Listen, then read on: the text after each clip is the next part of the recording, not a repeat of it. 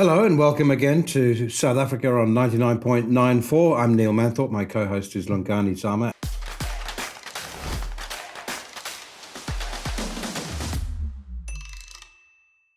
And we're back once again to review South Africa's ODI series against England. Talk about the role of the new coach, the white ball coach, Rob Walter, who's been apparently present in every team meeting from his base in New Zealand with the 11-hour time difference, and a fabulous series victory which kept South Africa's hopes of automatic qualification for the World Cup alive and well. They have to beat the Netherlands. We'll talk about the scenarios for automatic qualification during the course of this podcast, and also, as I say, review the series and look ahead to what's to come for South Africa. First of all, Jams, I am absolutely delighted to say that I was completely wrong. I wasn't in the minority either in thinking that England would win that series, but boy, oh boy, there was some really good things to come out of it for South Africa. Lots of fabulous individual performances. And I want to talk about Heinrich Klaasen in a moment. But first of all, were you as surprised as I was that South Africa played so well? We spoke about Temba Bavuma and the first two games in the last podcast, but we're going to take the big picture view now.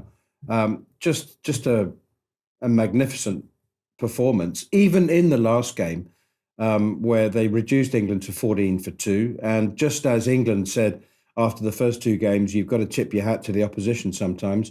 I think that was the case with South Africa in Kimberley. I mean, England were 14-2, and double hundred partnerships don't come along very often in one-day cricket, but they were brilliant, and they were always going to win one game, weren't they? I thought they were going to win more than one game. So I think we definitely not in the minority, like you say. The way that South Africa approached that series was it got better and better. The intent that Temba spoke about before the first match of the series, by the third one, you could see that the intent was something that had become ingrained into all of them, and there was intent at the crease. So very encouraging signs. We haven't seen South Africa win under pressure in a while, and that was obviously in terms of ramifications for the World Cup. That was a fair bit of pressure because they would almost certainly have had to go to the qualification tournament if they hadn't won that series. Now they've opened the door of possibly not having to go to Zimbabwe, which I've never been to Zimbabwe, but I'm told that if you don't have to go there, you'd rather not, especially for a cricket qualifying tournament against teams that are desperate to upset you. So some encouraging signs, and I think some senior players who put in some strong performances. And like you say, in the final game when England stood up and showed why they're world champions, there was still a good fight from South Africa. They didn't just go away, even knowing that they'd already won the series. They were trying desperately to win 3-0. So some encouraging signs definitely for the team going forward. What was, by the way, in the absence of a 99.94 Zimbabwe team, we're going to have to keep an eye on that qualifying tournament. I'll tell you why. I don't know whether you've been following Zimbabwe politics, but it's the elections at that time of year.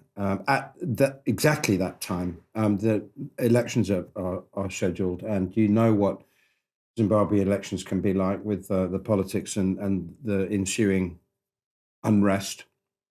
So I think the ICC need to be very concerned about that. I mean, there are already some national governments around the world warning against travel to Zimbabwe at that time of the world, so at that time of the year. So, yeah, let's just keep an eye on that. I don't know whether that tournament might suddenly have to be rescheduled, and South Africa is the nearest alternative. I think it. I mean, could we hold a tournament here in June?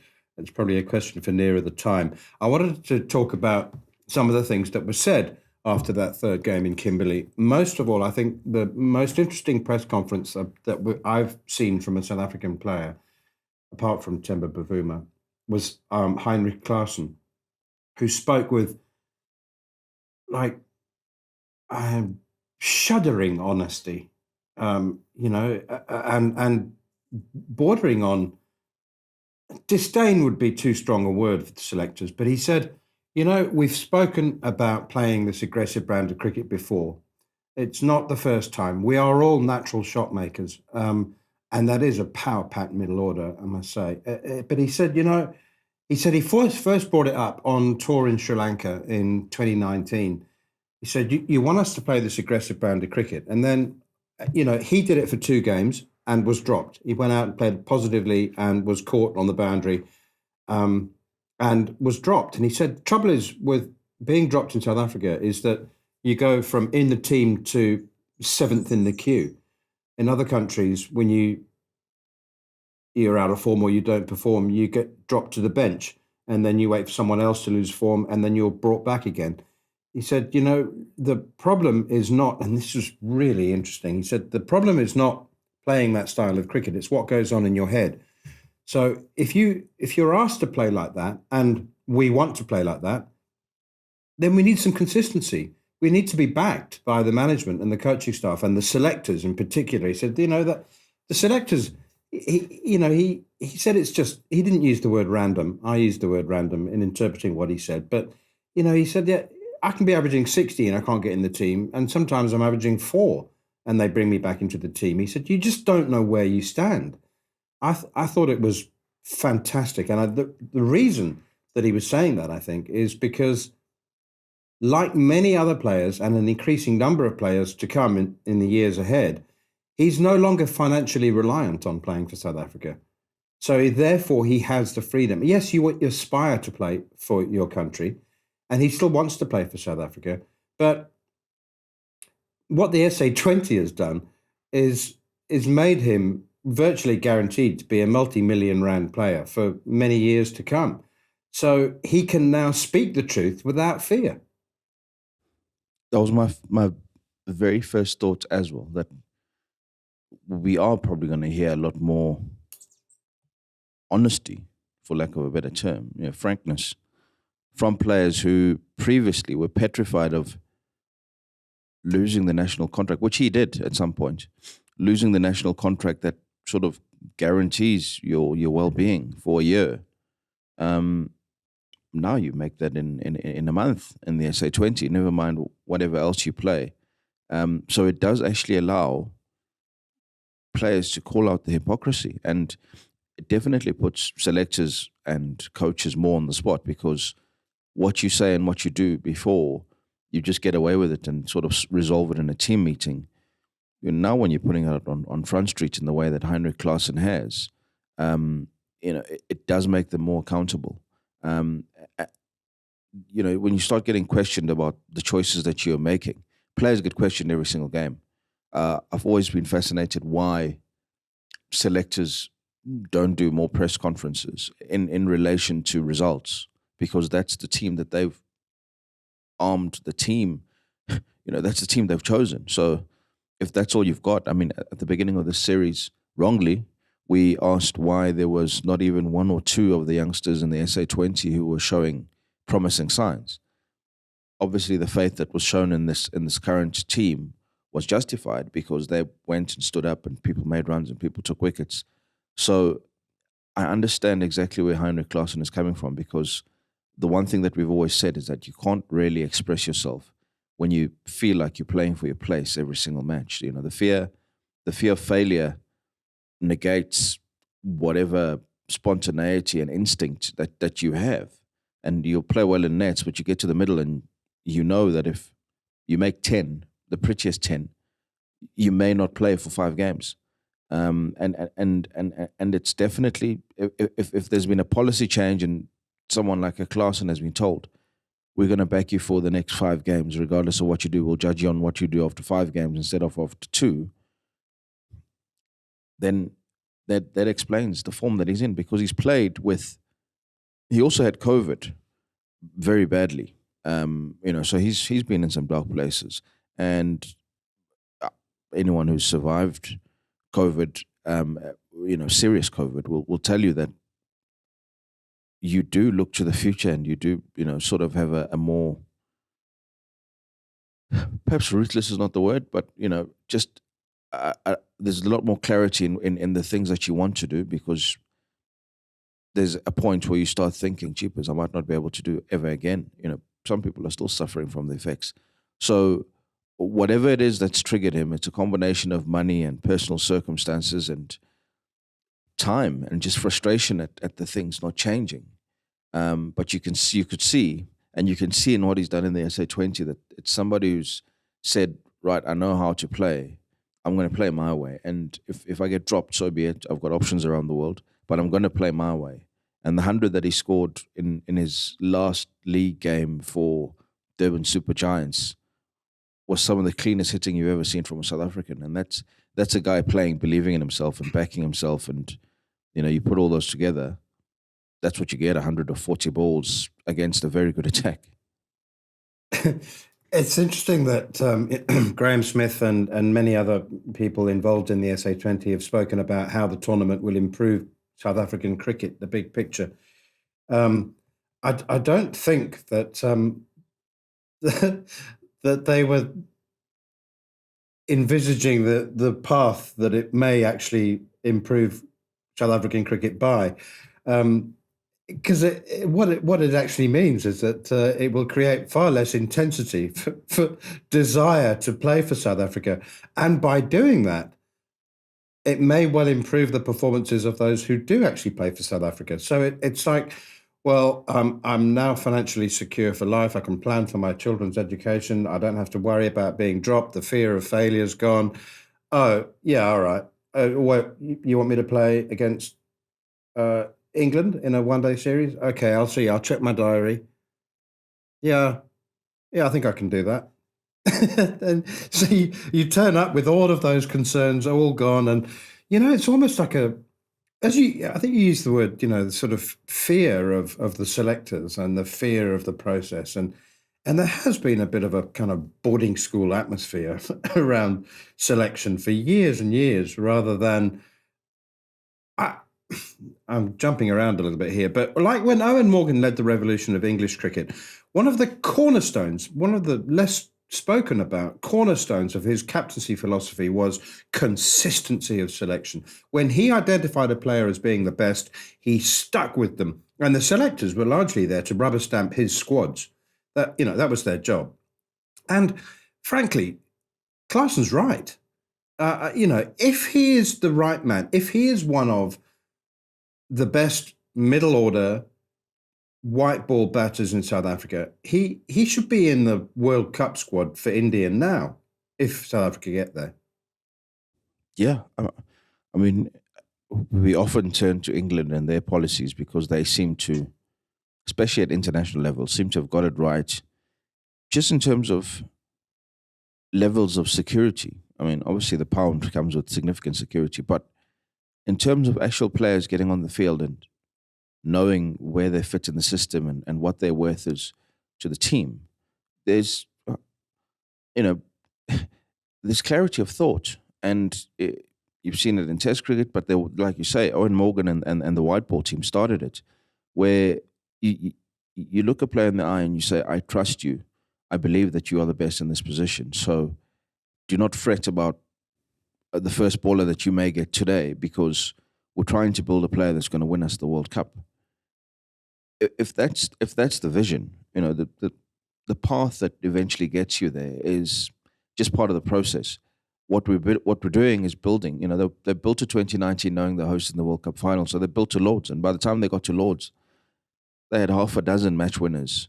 On the day it was Stokes and it was Archer, and but you've built up so much self-belief in the team that even at 40 for 3 or 50 for 5, they still believe that Butler and whoever else is on the other end is going to dig them out and give them enough runs for their bowlers to knock whoever over. But that's how you create belief. You create trust, and there's a consistency, and then players, it's on them. There's no excuse. You take away the excuses when you give them that much faith. There's no other place to turn to except look at yourself and say your performances are not good enough. So actually, if you do get dropped, it's on you, and you can never complain about never having a fair chance. And the best teams and the most consistent teams and the ones that have been successful have been the ones who generally you can name this team and the squad off by heart, because those are the chosen ones. Unless there's a major injury or major scandal, it doesn't change. You know, the very best of Australia, the very best of India, the very best of England, the very best of South Africa was when, for a period of 3 years or so, you close your eyes and you can name the batting order and you can name the guy who's next in and you name the bowling attack. And there's a certainty in that squad. There might be a bit of frustration because one or two players are not playing much because the 11 is so strong. But geez, every time they turn up, the opposition do not know where to turn because it just looks so formidable. And you can see that you're playing against people who are comfortable and confident in themselves and their team. And you need that, you know. Players are people. They're insecure by nature. And if you breed insecurity by, you know, this godly fear of, if you fail one more time, we've got to look another direction. The performances show, because you play in third gear, trying to protect yourself but trying to win a game at the same time, as opposed to just full throttle. And, you know, we yearn for the day when we see South African middle order and top order playing at absolutely full throttle, because the signs are there that they can take on anybody and take anyone apart, for that matter. Okay, we'll take a short break and back in a moment. You're listening to Cricket's Conversation on 99.94. Whatever your team, we have the show for you on podcast, YouTube, or on the 99.94 app. We have India, England, South Africa, West Indies, and now Sri Lanka covered. If you want to find us, the best way is to follow us on social media at 9994DM by downloading the 9994 app or Google 99.94 on podcast. We speak cricket. Right, just finishing off on that South African team that played that series against England. I co-host, I have another co-host, Zams, as you know, Steve Harmison, whom I host the weekly Cricket Collective with on Talk Sport. And on our last show, he obviously watched the series as well. He commentated on it, actually. He said, one of life's great unanswered questions, one of life's great mysteries, he said, is how this South African team are struggling to get to the World Cup. He said I would go so far as to say they're the best ODI team in the world. Full stop. Right now, they are the best ODI team in the world. And it is bizarre, but just there was that moment when Klaasen said, "It's not our ability on the field; it's what goes on in our heads." And I thought, "Whoa, alarm bells!" And then he did. He smashed South African cricket's problem nail on the head. You know, it was brilliant. Anyway, I wanted to ask you about World Cup qualification scenarios, and as I understand it, Ireland are still mathematically in with a chance of pipping South Africa. They need to beat Bangladesh. They need a whole load of results to go their way. They need South Africa to lose to the Netherlands and Sri Lanka to win in New Zealand. But they've got 3 games left against Bangladesh, and they're playing them in England rather than in Ireland.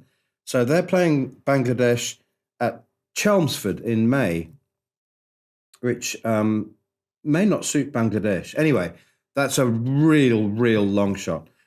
What, as I understand it, correct me if I'm wrong, needs to happen for South Africa to avoid that qualifying tournament in Harare is that they need to beat the Netherlands in the last 2 games, and they need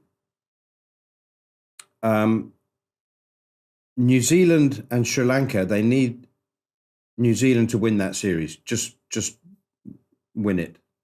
2-1's fine, 3-0's fine. But if Sri Lanka win in New Zealand, and it happens in March, just before South Africa play the Netherlands, so when they play the Netherlands, they will actually know what the scenario is.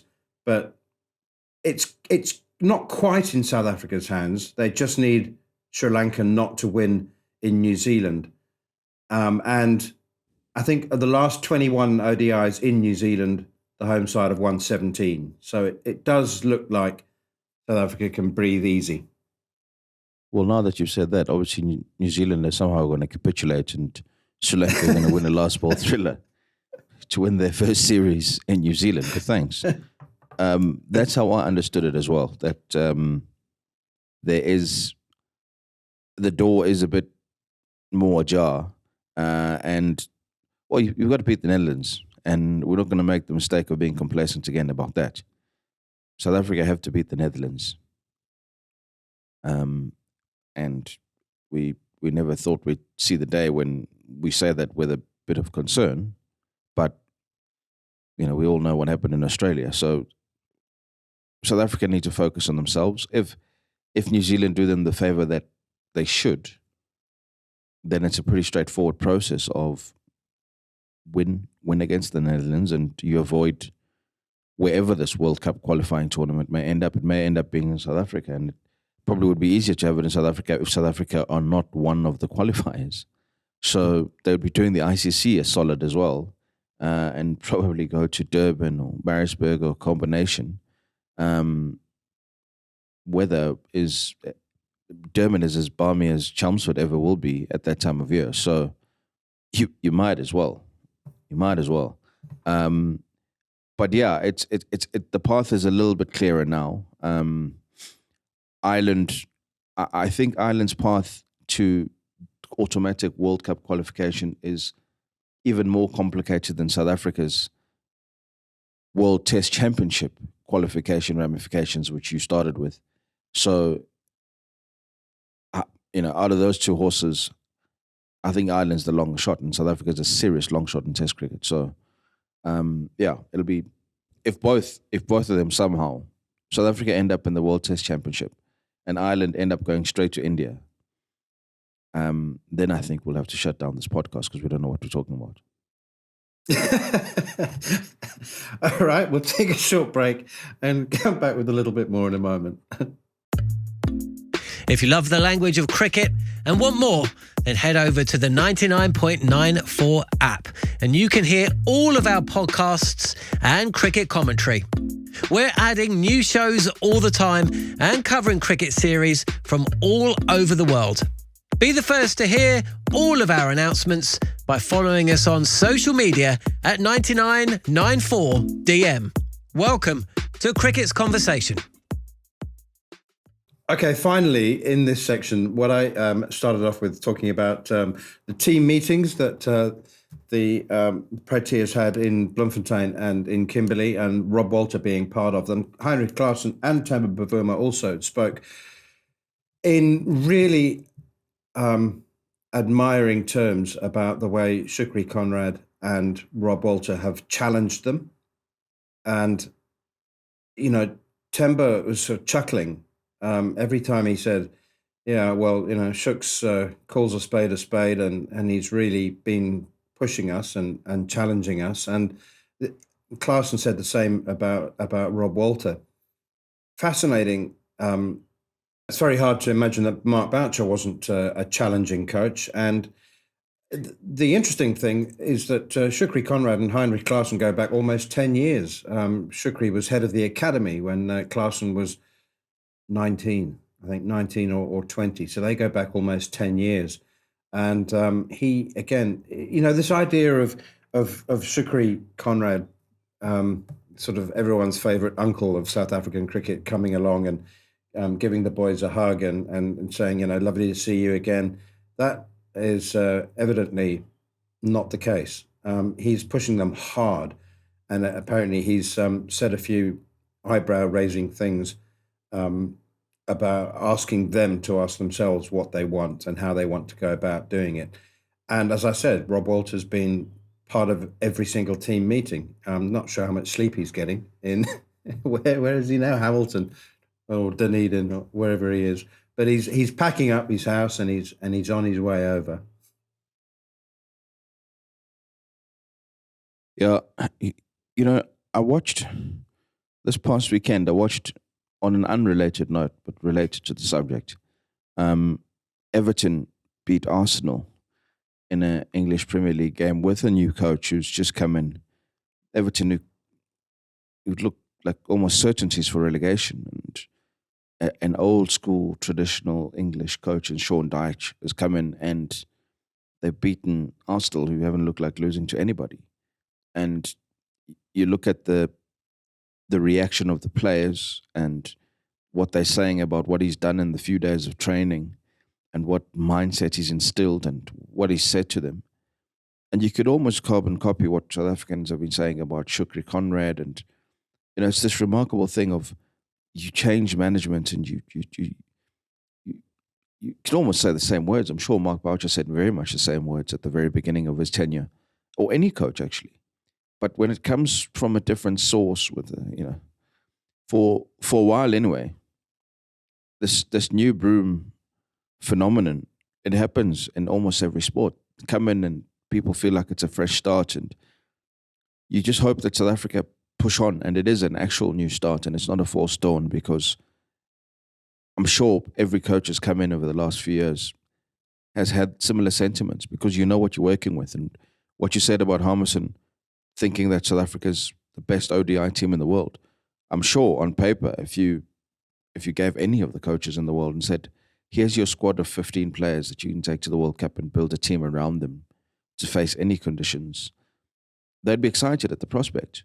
But, Heinrich Klaasen has become the centerpiece of this podcast because he was so refreshingly honest about the actual challenges. He's not buttered them up with platitudes that we've heard so often. He's just called a spade and do with it what you want. If you want to drop me. I'm still going to play cricket around the world and be quite happy. But I'm going to say my truth. And he said it, and there's been no reaction from Cricket South Africa. There's been no reaction from selectors, well, not externally anyway. But it'd be interesting. That's as close to a review we're still waiting for that T20 World Cup review, by the way. But that's as close to an honest assessment of the state of South African cricket as you're ever going to find, because that's a player who's been in that washing machine and just said, we can talk all day about whether we should have batted first or bowled first against the Netherlands. The truth of the matter is our mindset going into that game and our mindset going into any big game is just wrong. So of course we're going to fail. We might have gone to the semi-finals and been hammered. It's our mindset. You get their minds right, then Harmy might be right. They could be unstoppable. The playing potential absolutely. Is certainly there. And just very finally, a couple of the other individual performances. I just wanted to ask you whether you thought we should have our faith restored in Wayne Parnell's ability as an all-rounder now. They added, him and Klaasen added 70 or 80 for the seventh wicket against England, and they were winning the game. And Joss Buttler actually admitted that he was really worried. And, he threw the ball to Jofra Archer and said, mate, they're winning this. They were chasing 346, and Parnell scored runs. Maybe the first time he scored anything close to meaningful runs since his recall to the South African team. It was great to see. I mean, I'm a massive, massive fan. Ever since he made his debut as a 19-year-old against Australia at Supersport Park, that was 15 years ago. I'm a massive, massive fan. But, ever since we started 99.94, we've been saying that he is a very good new ball bowler who very often takes wickets in his first spell, but he's not an all-rounder. So on the basis of one innings, do you start to rebuild or reshape the team on the basis that he can still be an all-rounder? I think the problem that South African cricket has made for a long time is compare anybody who can bat and bowl a bit with the cream of the crop and start, the next Cullis or the next Klusener or the next Pollock. It's unfair. The Wayne Parnell that we see now is somebody who's enjoying his cricket, enjoying the extra responsibility that the Pretoria Capitals very shrewdly gave him. And you can see he's been thriving with that captaincy and that responsibility and measured expectation. Certainly with the ball, he knows what he's got to do. But with the bat, there's a freedom to play, but knowing that you're not a tail ender. And if you're not the sole batting number 7 and expected to contribute 30 of 20 every single limited overs match, you can play with that freedom. let's not say now that he is the all-round solution, but when he's surrounded by a cluster of players who can bat, and he's batting with a senior player, Gwen Parnell is definitely a dangerous prospect down the order, and we've seen glimpses of that, and we've seen that in the past. I mean, guys made hundreds. He can bat. Just don't tell him that batting is his primary role, because again, that gets in the mind, and suddenly you stop playing freely and you start trying to play like a proper batsman. He's at his most dangerous when he's just clearing his leg and clearing his mind, and if it's in the slot, it's going to go. And we've seen enough of that to know that you'd love Wayne Parnell coming in the last 5 overs, chasing 12 and over, and with somebody set on the other side and saying, yeah, I still quite like the idea of him being a little bit of a floater, coming in, unexpectedly in the 36th over with absolutely no expectations. I think he could be very dangerous in that role, if that role still exists. I don't know whether any teams use sort of mid-innings floaters anymore. Anyway, sorry, I said final word. Oh, that's a no. Okay. No, they don't. Floaters, every yes, floater I know. Okay. eventually sinks. Fair enough. So let's... sorry, the actual final word has to go to Temba again, being signed by Sunrisers Eastern Cape, starting off with a couple of games to go. They had 3 games to go in the group stages. Hopefully they do make the playoffs. But just the fact that he was signed, started with a first ball duck. People were like, oh no, the fairy tale doesn't come to fruit, and then makes a 34 ball 50 in his second innings. So South African cricket, having excluded their captain, has thrown their arms around him and embraced him and brought him back into the family. Is that how you see it? Just start with every single franchise owner. The only thing that any franchise owner has asked for any player that they sign for this SA20 is that they are either in form or they're showing signs of form. And the reason that Temba was ignored in the first auction was that he was disastrously out of form. And I think with time, he's able to admit that himself. He had a great series against England, and he played at a tempo which was very encouraging. And of course, for the business end, you'd like somebody in form, regardless whether it's Temba or whoever. I mean, he's come in now, he's playing a bigger role than Tristan Stubbs, who got signed for 9.2 million. That's the nature of the game. T20 is a gamble, but they're still in the same team and they're still trying to win the same thing. So, of course, it was Murphy's Law that he got a duck in the first game. But the 50 that he made on a difficult Wanderers pitch was really, really good batting. And that's what they've signed him for. He can play crossbat shots, he can play spin well. And in the field, which is probably underrated, he saved at least a dozen runs, patrolling key areas. There was a real energy about everything that he did. So good luck to him. Good luck to the Sunrisers. And we look forward to the business end of the SA20, which should be really, really interesting. It will. The whole tournament's been really interesting. Okay, that's it for this episode anyway. Thanks for listening to South Africa on 99.94, where we speak cricket mostly.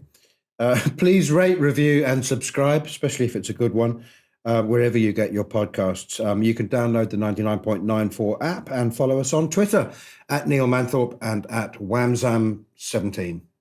We'll speak to you again in a couple of days.